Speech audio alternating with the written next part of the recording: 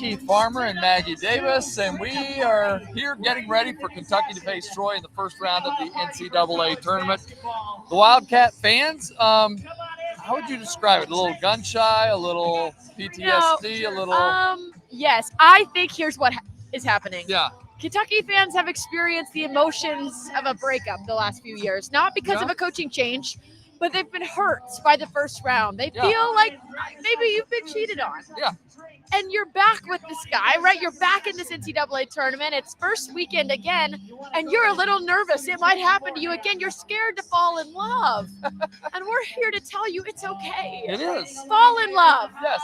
Mark Pope is here for you, and they are feeling really good heading into this first round game. They are, and that's what I was going to say. We're here to tell you I think it's going to be okay because we've had the chance to get into both locker rooms. Yes. We feel like Kentucky, having been on that other side, the guys that have played in the tournament have been those lower seeds. They've not, been looked at as a team that was thought they could advance. They know how Troy is feeling. Yes. They're going to take that away from them.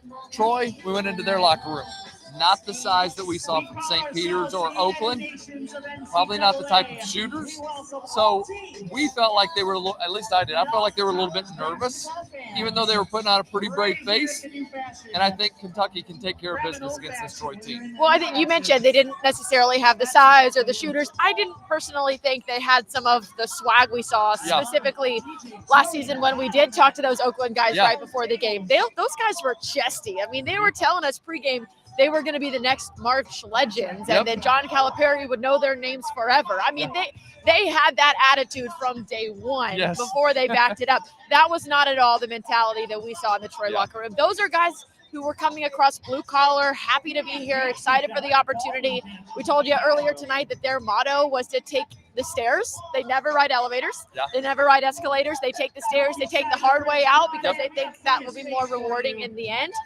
And I got the sense was the reward is this first round NCAA tournament game, not necessarily making a run here.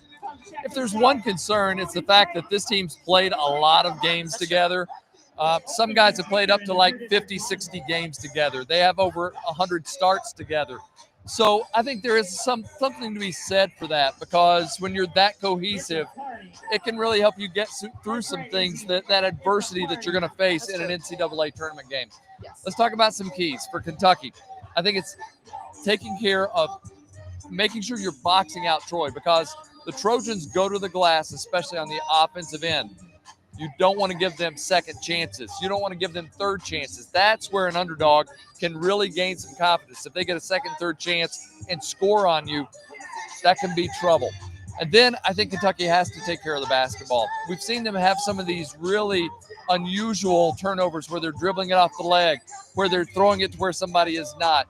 You can't have any of that. They're going to have turnovers. You just can't have the ones that are, you shouldn't be having. Right, or the live ball turnovers that give them points in transition, because this Troy team is not an incredibly efficient offense, but they are a team that's been able to take advantage of teams' mistakes. You look at what they did in the Sun Belt, and they were really, really strong in the league in terms of second chance points because of what you said, offensive rebounding, but also their points in transition. Mark Pope talked about this a little bit yesterday, that if you watch them play, they look nothing like Alabama. Yeah. But if you compare some of the analytics, they actually have a lot of the same transitional offensive numbers because of the way they create turnovers and then run and gun to the other end of the basket and score and get points in transition. Kentucky has to limit that. You have a guy named Lamont Butler who's back. Yes. And he should be a big help in limiting that, but you need to spread it around. It cannot be a one-man show.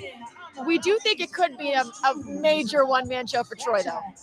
Yeah, probably so. Connor Way is sixth man of the year last year, then starts this year and becomes the conference player of the year. So he's definitely the guy that you'll want to start. And it's a good thing to have Lamont Butler.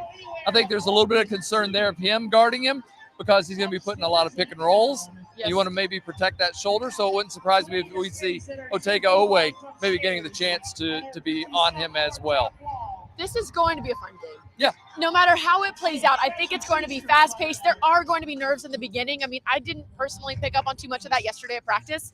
Felt like this Kentucky team was very relaxed, very even-keeled, ready to just take care of business. They were joking around a little bit, taking it seriously, but they didn't seem like they were crushed under the weight of the pressure that this is the NCAA tournament and that Mark Pope is looking for his very first win in this tournament. None of that seemed to be weighing on them yesterday, so I think the energy on Kentucky's end will be mainly positive, although you do expect maybe some jitters early on.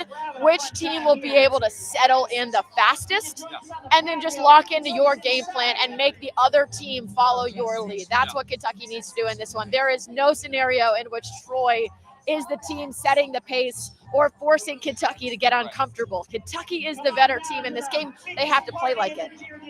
All right, join us after the game. We'll be here to kind of break this one down for you, maybe even take you into the locker room. We'll see. But we'll certainly be discussing this one more after Kentucky plays Troy. Again, tip-off 7:10.